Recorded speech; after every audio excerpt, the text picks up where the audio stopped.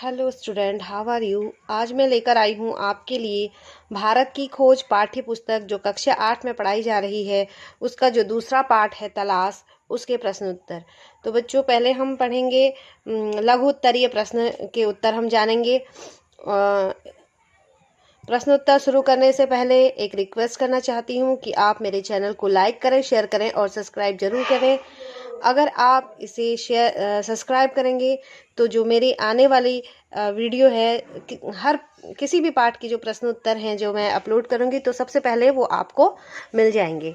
ठीक है, तो देखो आगे। भारत के विषय में नेहरू जी की दृष्टि क्या थी और क्यों।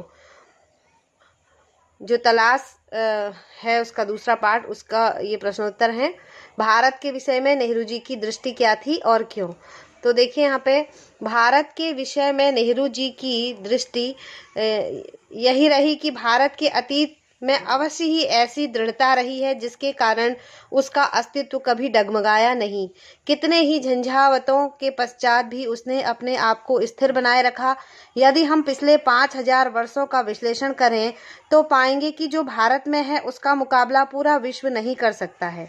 ठीक है, जो भारत में है उसका जो मुकाबला है वो पूरा विश्व नहीं कर सकता है। ठीक है, ये इसके प्रश्न उत्तर हैं।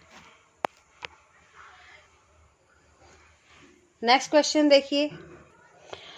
दूसरा प्रश्न है, नदियों के बारे में नेहरू जी का क्या कहना है।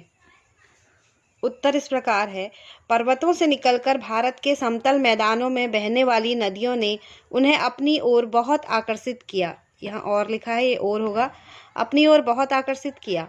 यमुना के चारों ओर नृत्य, उत्सव और नाटक से संबंधित अनेक पौराणिक कथाएं हैं। गंगा की गाथा भारत की सभ्यता और संस्कृति की कहानी है। नेक्स्ट क्वेश्चन, भारतीय सभ्यता के संपर्क में कौन कौन आए, इससे क्या प्रभाव पड़ा। भारतीय सभ्यता के संपर्क में फ्रांस, चीन, मिस्र, ग्रीक, अरब, मध्य एशिया और भूमध्य सागर के लोग आए। यद्यपि भारत और अन्य देश एक दूसरे से प्रभावित हुए, परंतु भारत का सांस्कृतिक आधार मजबूत था, इसलिए उस पर अन्य देशों का कोई प्रभाव नहीं पड़ा। अगला प्रश्न है, नेहरू जी ने सीमित नजरिए वाले किसानों को क्या बताया। इसका उत्तर है, नेहरू जी ने सीमित नजरिए वाले किसानों को देश के बारे में बताया कि देश की मुक्ति के लिए हम संघर्ष कर रहे हैं और उसका हर हिस्सा एक दूसरे से अलग होते हुए भी भारत है।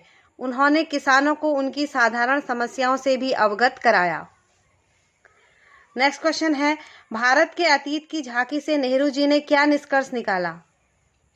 तो नेहरू जी ने निष्कर्ष निकाला कि भारत की सभ्यता और संस्कृति भले ही कितनी ही पुरानी हो जाए, लेकिन उसका महत्व सदा बना रहेगा। क्वेश्चन नंबर 6, बाहरी जातियों के लोग भारत में आकर किस तरह भारतीय होकर रह गए। तो इसका उत्तर देखिए, भारतीय जातियों के लोग भारत में आकर बस गए।